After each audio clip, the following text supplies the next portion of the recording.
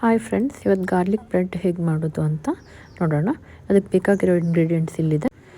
ಮೊದಲಿಗೆ 1 ಕಪ್ ಮೈದಾ ಹಿಟ್ಟು, 1 ಕಪ್ ಗೋಧಿ ಹಿಟ್ಟು ಮತ್ತು ಸ್ವಲ್ಪ ಸ್ವೀಟ್ ಕಾರ್ನು, ಆಮೇಲೆ ಆರಿಗ್ಯಾನೋ, ಪಿಜ್ಜಾ ಸೀಸನಿಂಗ್ ಅಂತ ಹೇಳ್ತೀವಿ, ಆಮೇಲೆ chilli flakes, 1 spoon sugar, 1 spoon salt, ಸ್ವಲ್ಪ ಬೇಕಿಂಗ್ ಪೌಡರು, ಸ್ವಲ್ಪ ಬೇಕಿಂಗ್ ಸೋಡಾ, ಆಮೇಲೆ ಸ್ವಲ್ಪ ಬೆಳ್ಳುಳ್ಳಿ ಎಸಳುಗಳು, ಆಮೇಲೆ 2 ದೊಡ್ಡ ಪತ್ರೆ, ಸ್ವಲ್ಪ ಕೊತ್ತಂಬರಿ ಸೊಪ್ಪು, ಬೆಣ್ಣೆ, ಮೊಸರೆಲ್ಲಾ ಚೀಸ್ ಮತ್ತು ಮೊಸರು. ಇದಿಷ್ಟು ಒಂದು ಕಡೆ ಇಟ್ಕೊಳ್ಳೋಣ. ನೆಕ್ಸ್ಟು ಮೊಸರು ತೊಗೊಳ್ಳೋಣ. ಅದಕ್ಕೆ ನಾವು ಎತ್ತಿಟ್ಕೊಂಡಿರೋ 1 ಸ್ಪೂನ್ ಶುಗರ್ ಹಾಕ್ಕೊಳ್ಳೋಣ ಫಸ್ಟು. ಆಮೇಲೆ ಬೇಕಿಂಗ್ ಪೌಡರ್ ಹೇಳಿದ್ನಲ್ಲ ಅದನ್ನು ಹಾಕ್ಕೊಳ್ಳೋಣ. ಆಮೇಲೆ ಸ್ವಲ್ಪ ಸಾಲ್ಟ್ ಹೇಳಿದ್ನಲ್ಲ ಅದನ್ನು ಹಾಕ್ಕೊಳ್ಳೋಣ. ಆಮೇಲೆ 1/4 ಚಮಚದಷ್ಟು ಬೇಕಿಂಗ್ ಸೋಡಾ, ಅದನ್ನೆಲ್ಲ ಸೇರಿಸಿ ಚೆನ್ನಾಗಿ ಮಿಶ್ರಣ ಮಾಡ್ಕೊಳ್ಳೋಣ. ಇದಕ್ಕೆ ನಾವು ಸ್ವಲ್ಪ ಆರಿಗ್ಯಾನೋ ಫ್ಲೇಕ್ಸ್ನ ಮಿಕ್ಸ್ ಮಾಡೋಣ. ಇದನ್ನು ತುಂಬ ಹೊತ್ತು ಬಿಡಬಾರ್ದು ಫ್ರೆಂಡ್ಸ್. ಒಂದು ಅರ್ಧ ನಿಮಿಷ ಅಥವಾ ಒಂದು 20 ಸೆಕೆಂಡ್ಸಷ್ಟು ಬಿಟ್ಟರೆ ಸಾಕು. ಅಷ್ಟರೊಳಗೆ ನಾವೇನು ಮಾಡೋಣ, ಅದು ಹಿಟ್ಟೇನಿದೆ ಅದನ್ನು ರೆಡಿ ಮಾಡ್ಕೊಳ್ಳೋಣ. ಫಸ್ಟು ನಾನು ಹೇಳಿದ್ನಲ್ಲ 1 ಕಪ್ಪು ಮೈದಾ ಹಿಟ್ಟು, ಅದನ್ನು ಹಾಕ್ಕೋತಾ ಇದ್ದೀನಿ. ಈಗ ಅರ್ಧ ಕಪ್ಪು ಗೋಧಿ ಹಿಟ್ಟು. ಇಮ್ಮಿಡಿಯೇಟು ಅದು ಕಲಸಿರೋ ಮಿಶ್ರಣ ನೋಡಿದ್ರೆ ನಿಮಗೆ ಅದು ಬಬಲ್ ಬಂದು ಆಲ್ಮೋಸ್ಟ್ ಡಬಲ್ ದ ಸೈಜ್ ಆಗಿರುತ್ತೆ. ನೀವು ಕಲಿಸಿದ್ದಕ್ಕಿಂತ 2 ಪಟ್ಟು ಆಗಿರುತ್ತೆ. ಇಮ್ಮಿಡಿಯೇಟ್ ಅದನ್ನು ಅದರೊಳಗೆ ಮಿಕ್ಸ್ ಮಾಡ್ಕೊಳ್ಳೋಣ. ಆಮೇಲೆ ಚೆನ್ನಾಗಿ ಕಲಿಸ್ಕೊಳ್ಳೋಣ. ಆ ಕಪ್ಪಲ್ಲಿ ಏನಿದೆ ನೀರು, ಅದೇ ನೀರನ್ನು ತಗೊಂಡು ಅದಕ್ಕೆ ಮಿಶ್ರಣ ಮಾಡ್ಕೊತಾ ಇದ್ದೀವಿ. ಸೊ ಎಕ್ಸೆಸ್ ಏನಾದರೂ ವಾಟರ್ ಬೇಕಂತ ಅಂದರೆ ನೀವು ಹಾಕ್ಕೋಬೋದು. ಆ ಕಪ್ಪಲ್ಲಿರೋ ಮಿಶ್ರಣವನ್ನು ಸ್ವಲ್ಪ ನೀರು ಹಾಕ್ಕೊಂಡು ಚೆನ್ನಾಗಿ ಅದನ್ನೇ ಮಿಕ್ಸ್ ಮಾಡ್ಕೋಬೋದು. ನಾವು ಕಲಸೋದಕ್ಕೆ ಉಪಯೋಗ ಆಗುತ್ತೆ. ಈಗ ನಾನು ಕಲಿಸ್ಕೊತಾ ಇದ್ದೀನಿ. ಈಗ ಎಲ್ಲ ಕಲಸಾದ್ಮೇಲೆ ಈ ಥರ ಚೆನ್ನಾಗಿ ಅದನ್ನು ನಾದ್ಕೋಬೇಕು. ಚೆನ್ನಾಗಿ ಎಣ್ಣೆ ಹಾಕ್ಕೋಬೇಕು ಫಸ್ಟು. ನೀವು ಯಾವ ಎಣ್ಣೆನಾದರೂ ಯೂಸ್ ಮಾಡ್ಬೋದು ಫ್ರೆಂಡ್ಸ್. ಅಡುಗೆ ಎಣ್ಣೆ ನಿಮಗೆ ಸಿಕ್ಕರೆ ಆಲಿವ್ ಆಯಿಲ್ನ ಯೂಸ್ ಮಾಡಿ. ಆಮೇಲೆ ಈ ಥರ ಮುಚ್ಚಿ ಒಂದು 2.5 to 3 hours ರೆಸ್ಟ್ ಮಾಡೋಕ್ಕೆ ಬಿಡಿ. ಈಗ ಗಾರ್ಲಿಕ್ ಪೇಸ್ಟಿಗೆ ಬೇಕಾಗಿರೋ ಇಂಗ್ರೀಡಿಯೆಂಟ್ಸ್ ರೆಡಿ ಮಾಡ್ಕೊಳ್ಳೋಣ. ಅಂದರೆ ಗಾರ್ಲಿಕ್ ಪೇಸ್ಟ್ ಹೆಂಗೆ ಮಾಡೋದಂತ ಹೇಳ್ತಾ ಇದ್ದೀನಿ. ಗಾರ್ಲಿಕ್ ತೊಗೊಂಡು ಅದನ್ನು ಸಣ್ಣ ಸಿಪ್ಪೆ ಎಲ್ಲನೂ ತೆಗೆದು ಅದನ್ನು ಎಣ್ಣೆಯಲ್ಲಿ ಫ್ರೈ ಮಾಡ್ಕೊತಾ ಇದ್ದೀವಿ. ಇದು ತುಂಬ ಕಪ್ಪಾಗಬಾರ್ದು, ಗೋಲ್ಡನ್ ಕಲರ್ ಬರಬೇಕು.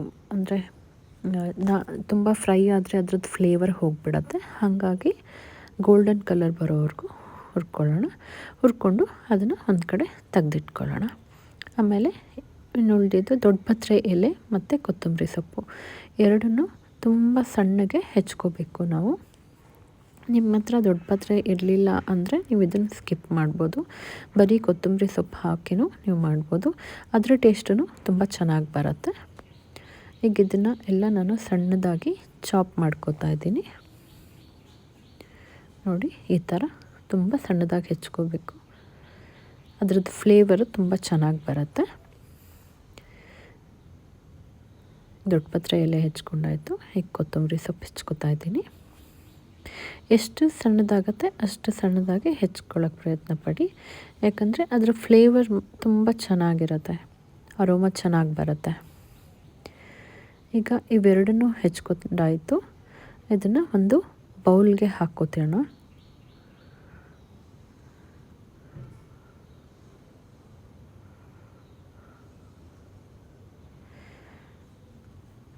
ಈಗ ನೆಕ್ಸ್ಟು ಸ್ವಲ್ಪ ಸಾಲ್ಟ್ ಮತ್ತು ಬೆಣ್ಣೆ ಎರಡನ್ನೂ ಹಾಕ್ಕೋತಾ ಇದ್ದೀನಿ. ಸ್ವಲ್ಪ ಆರಿಗಾನೋ ಫ್ಲೇಕ್ಸ್ನೂ ಹಾಕ್ಕೋತಾ ಇದ್ದೀನಿ. ಈಗ ನೋಡಿ, ಬೆಣ್ಣೆ ಹಾಕ್ತಾ ಇದ್ದೀನಿ. ನೆಕ್ಸ್ಟು ನಾನು ಹೇಳ್ದಂಗೆ ಫ್ರೈ ಮಾಡಿದ ಬೆಳ್ಳುಳ್ಳಿನ ತಗೊಂಡು ಚೆನ್ನಾಗಿ ಮ್ಯಾಶ್ ಮಾಡ್ತಾಯಿದ್ದೀನಿ. ತುಂಬ ಸ್ಮೂತಾಗಿ ಮ್ಯಾಶ್ ಆಗಬೇಕಿದು, ಯಾಕಂದರೆ ಚೆನ್ನಾಗಿ ಮಿಕ್ಸ್ ಆಗುತ್ತೆ. ನೋಡಿ ತುಂಬ ಸಣ್ಣಗೆ ಮ್ಯಾಶ್ ಆಗಿದೆ. ಇದೆಲ್ಲ ತಗೊಂಡು ಬಟ್ಲಿಗೆ ಹಾಕ್ಕೋತಾ ಇದ್ದೀನಿ. ಈ ಬಟ್ಲಲ್ಲಿ ಈಗ ಸ್ವಲ್ಪ ಸಾಲ್ಟು ಮತ್ತು ಆರಿಗಾನೋ ಫ್ಲೇಕ್ಸ್ 2 ಹಾಕ್ತಾಯಿದ್ದೀನಿ. ಇದನ್ನು ಚೆನ್ನಾಗಿ ಮ್ಯಾಶ್ ಮಾಡ್ಕೋಬೇಕು. ಪೇಸ್ಟ್ ಥರ ಆಗಬೇಕಿದು, ಯಾಕಂದರೆ ನಾವು ಇದನ್ನು ಗಾರ್ಲಿಕ್ ಬ್ರೆಡ್ ಮೇಲೆ ಅಪ್ಲೈ ಮಾಡ್ತೀವಿ. ಹಾಗಾಗಿ ಎಷ್ಟು ಚೆನ್ನಾಗಿ ಮಿಕ್ಸ್ ಆಗುತ್ತೆ ಅಷ್ಟು ಚೆನ್ನಾಗಿರುತ್ತೆ ಫ್ಲೇವರ್.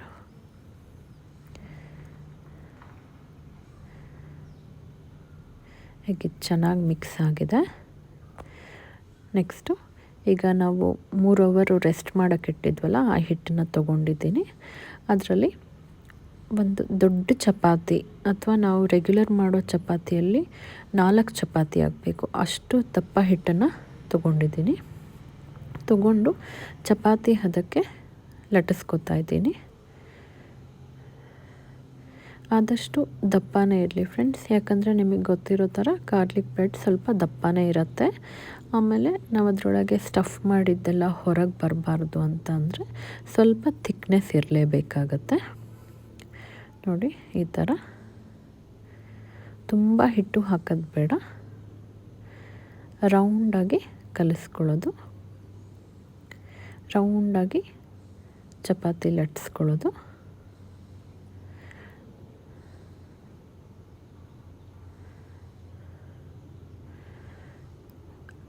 ತುಂಬ ದಪ್ಪನೂ ಆಗಬಾರ್ದು, ಹಂಗಂತ ತುಂಬ ತಿನ್ನಾಗಿರಬಾರ್ದು, ಮೀಡಿಯಮ್ ದಪ್ಪ ಇದ್ದರೆ ಸಾಕು. ಅದರಲ್ಲಿ ಈಗ ನಾವು ಸ್ಟಫಿಂಗ್ಸ್ ಹಾಕೋಣ. ಫಸ್ಟು ಗಾರ್ಲಿಕ್ ಪೇಸ್ಟ್ ರೆಡಿ ಮಾಡಿಟ್ಕೊಂಡಿದ್ವಲ್ಲ, ಅದನ್ನು ಕ್ಲೀನಾಗಿ ಎಲ್ಲ ಕಡೆ ಸವರೋಣ. ಆದರೆ ಮೇಕ್ ಶ್ಯೂರ್ ಲೈಕ್ ಸೈಡಲ್ಲಿ ಅಂದರೆ ಅಂಚಲ್ಲಿ ಇದನ್ನೆಲ್ಲ ಹಚ್ಚಬಾರ್ದು, ಯಾಕಂದರೆ ನಾವು ಅದನ್ನು ವಾಟರ್ ಹಾಕಿ ಕ್ಲೋಸ್ ಮಾಡ್ತೀವಿ. ಬಿಕಾಸ್ ಅದೆಲ್ಲ ಮಸಾಲೆ ಬಿದ್ದರೆ ಓಪನ್ ಆಗೋ ಚಾನ್ಸಸ್ ಇರುತ್ತೆ. ಹಾಗಾಗಿ ಈಗ ಗಾರ್ಲಿಕ್ ಪೇಸ್ಟ್ನ ಚೆನ್ನಾಗಿ ಮಿಕ್ಸ್ ಮಾಡಿ ಹಚ್ಕೊಂಡಿದ್ದೀವಿ ಮಧ್ಯಕ್ಕೆ. ಈಗ ಅದರೊಳಗಡೆ ಸ್ಟಫಿಂಗ್ಸ್, ಯೂಶ್ವಲಿ ಗಾರ್ಲಿಕ್ ಸ್ಟಫ್ಡ್ ಬ್ರೆಡ್ಡಲ್ಲಿ ಕಾರ್ನ್ಸ್ ಇರುತ್ತೆ. ಹಾಗಾಗಿ ನಾನು ಬರೀ ಸ್ವೀಟ್ ಕಾರ್ನ್ಸ್ ಮಾತ್ರ ತಗೊಂಡಿದ್ದು. ನೀವು ಇಂಗ್ರೀಡಿಯೆಂಟ್ಸ್ ಎಲ್ಲ ಆಲ್ರೆಡಿ ನೋಡಿರ್ಬೋದು. ಈಗ ಹಾಕ್ತಾಯಿದ್ದೀನಿ, ಸ್ವೀಟ್ ಕಾರ್ನ್ಸ್ ಮಾತ್ರ ಹಾಕ್ತಾಯಿದ್ದೀನಿ. ನೆಕ್ಸ್ಟು ನಿಮಗೆ ಬೇಕಂದರೆ ಆರಿಗಾನೋ ಫ್ಲೇಕ್ಸ್ ಯೂಸ್ ಮಾಡ್ಬೋದು ಮತ್ತು ಚಿಲ್ಲಿ ಫ್ಲೇಕ್ಸ್ ಯೂಸ್ ಮಾಡ್ಬೋದು. ಈಗ ನಾನು ಆವಾಗಲೇ ತೋರಿಸಿದ್ನಲ್ಲ ಮೊಜರೆಲ್ಲಾ ಚೀಸ್, ಅದನ್ನು ತುರ್ಕೋತಾ ಇದ್ದೀನಿ. ನೀವು ಬೇಕಂದರೆ ನಾರ್ಮಲ್ ಚೀಸು ಹಾಕ್ಬೋದು, ಆದರೆ ಇದಕ್ಕೆ ಮೊಜರೆಲ್ಲಾ ಚೀಸ್ ಹಾಕಿದ್ರೆ ತುಂಬ ಟೇಸ್ಟ್ ಬರುತ್ತೆ ಮತ್ತು ಅದು ಪರ್ಫೆಕ್ಟಾಗಿರುತ್ತೆ. ಲೈಕ್ ನೀವು ಅಂಗಡಿಯಲ್ಲಿ ತಿಂತೀರಲ್ಲ ಆ ಥರನೇ ಟೇಸ್ಟ್ ಬರುತ್ತೆ. ಈಗ ನಾನು ಹೇಳಿದ್ನಲ್ಲ, ಸ್ವಲ್ಪ ವಾಟರ್ ಹಾಕಿ ಎಡ್ಜಲ್ಲಿ ಬೈಂಡ್ ಮಾಡ್ಕೊತಾ ಇದ್ದೀನಿ, ಸೊ ದಟ್ ಇದು ಪ್ರಾಪರಾಗಿ ಕ್ಲೋಸ್ ಆಗುತ್ತೆ ಮತ್ತು ಓಪನ್ ಆಗಲ್ಲ. ಆ ರೀಸನ್ಗಾಗಿ ನೋಡಿ ಈಗ ಕ್ಲೋಸ್ ಮಾಡ್ಕೋತೀನಿ.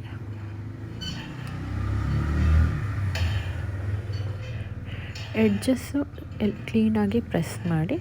ನನಗೆ ಸ್ವಲ್ಪ ಎಡ್ಜಸ್ ಜಾಸ್ತಿ ಅಂತ ಅನ್ನಿಸ್ತು, ಹಾಗಾಗಿ ನಾನು ಅದನ್ನು ಸ್ವಲ್ಪ ಕಟ್ ಮಾಡ್ಕೋತೀನಿ. ನೀವು ಕಟ್ ಮಾಡ್ಕೊಳ್ದೇ ಇದ್ದರೂ ನೋ ಪ್ರಾಬ್ಲಮ್.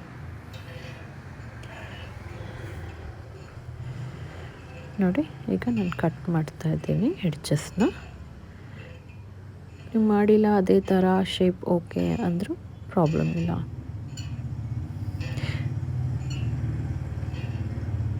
ನೋಡಿ ಈ ಥರ ಕಟ್ ಮಾಡಿಕೊಂಡು ಇನ್ನೊಂದು ಸಲ ಪ್ರೆಸ್ ಮಾಡ್ಕೊತಾ ಇದ್ದೀನಿ. ಮೇಕ್ ಶ್ಯೂರ್ ಇದು ಹೊರಗಡೆ ಬರ್ತಾ ಇಲ್ಲ ಯಾವುದು ಸ್ಟಫ್ ಮಾಡಿರೋ ಐಟಮ್ಸ್ ಅಂತ. ಈಗ ಒಂದು ಪ್ಲೇಟ್ಗೆ ಬೆಣ್ಣೆ ಸವರಿದ್ದೀನಿ. ಸ್ವಲ್ಪ ತಿಕ್ಕಾಗಿರೋ ಪ್ಲೇಟ್ ತಗೊಳ್ಳಿ, ಇದು ಬೇಯೋಕ್ಕೆ ತುಂಬ ಹೆಲ್ಪ್ ಆಗುತ್ತೆ. ನಿಧಾನವಾಗಿ ನಾವು ರೆಡಿ ಮಾಡಿಟ್ಟಿರೋ ಗಾರ್ಲಿಕ್ ಬ್ರೆಡ್ನ ಪ್ಲೇಸ್ ಮಾಡ್ತಾಯಿದ್ದೀನಿ. ಅದರ ಮೇಲೆ ನೀವು ಬರೀ ಬಟರ್ ಆದರೂ ಸವರ್ಬೋದು, ಇಲ್ಲ ಗಾರ್ಲಿಕ್ ಪ್ಲಸ್ ರೆಡಿ ಮಾಡಿ ಇಟ್ಕೊಂಡಿದ್ವಲ್ಲ ಅದನ್ನಾದರೂ ಸವರ್ಬೋದು, ನಿಮ್ಮ ಇಷ್ಟ. ಸೊ ಇದು ಫ್ಲೇವರ್ ಚೆನ್ನಾಗಿ ಬರಲಿ ಅನ್ನೋ ರೀಸನ್ಗಾಗಿ ಅಷ್ಟೇ. ಈ ಥರ ಮಾಡೋದ್ರಿಂದ ತುಂಬ ಚೆನ್ನಾಗಿ ಬರುತ್ತೆ ಟೇಸ್ಟು. ನೀವು ನೋಡಿರ್ತೀರಲ್ಲ ಪಿಜ್ಜಾ ಹಟ್ ಮತ್ತು ಡಾಮಿನೋಸಲ್ಲಿ ಆಲ್ಮೋಸ್ಟ್ ಆ ಥರ ಫ್ಲೇವರ್ ಬರುತ್ತೆ ನೀವು ಅದು ಮೇಲೇನು ಸವರಿದ್ರೆ. ಈಗ ಎಲ್ಲ ನಾನು ಪ್ರಾಪರಾಗಿ ಮೇಲೆ ಪೇಸ್ಟ್ ಹಾಕಿದ್ದಾಯಿತು. ನೆಕ್ಸ್ಟು ಒಂದು ಅಂದರೆ ಪೀಸಸ್ ಮಾಡ್ಕೋಬೇಕು, ನಾಟ್ ಲೈಕ್ ತುಂಬ ಕಟ್ ಮಾಡೋದು ಬೇಡ, ಜಸ್ಟ್ ಮಾರ್ಕ್ ಮಾಡೋಕ್ಕೋಸ್ಕರ ಅಷ್ಟೇ ನೀವು ಪ್ರೆಸ್ ಮಾಡ್ಕೋಬೇಕು. ನೋಡಿ ಈ ಥರ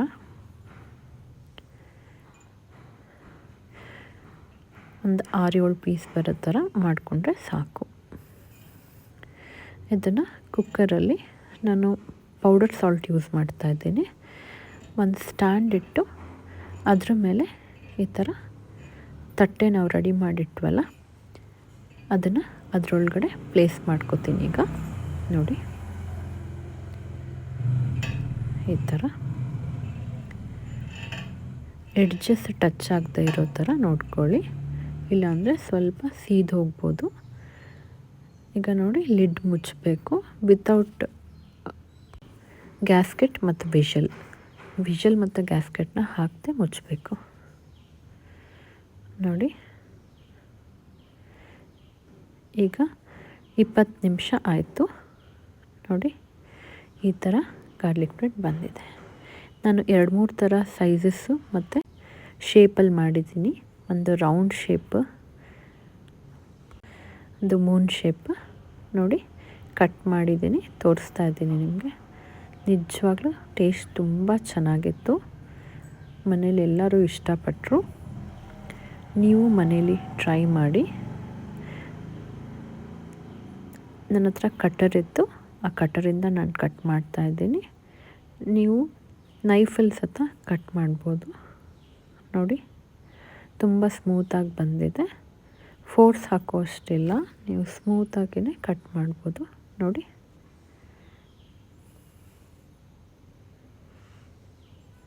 ಚೆನ್ನಾಗಿ ಬಂದಿದೆ ಅಲ್ವಾ ಫ್ರೆಂಡ್ಸ್. ನೋಡಿ ಇನ್ನೊಂದು ರೌಂಡ್ ಶೇಪಲ್ಲಿ ಮಾಡಿದ್ನಲ್ಲ ಅದನ್ನು ಈಗ ಕಟ್ ಮಾಡ್ತಾಯಿದ್ದೀನಿ. ಇದನ್ನು ಅಷ್ಟೇ ತುಂಬ ಸ್ಮೂತಾಗಿ ಬಂದಿದೆ. ನಾನು ಟ್ರೈ ಮಾಡೋಣ ಅಂತ ಬೇರೆ ಬೇರೆ ಶೇಪಲ್ಲಿ ಮಾಡಿದ್ದೀನಿ.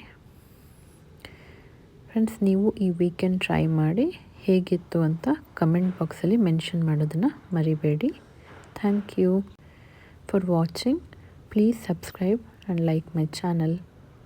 ಜೈ ಶ್ರೀ ಕೃಷ್ಣ.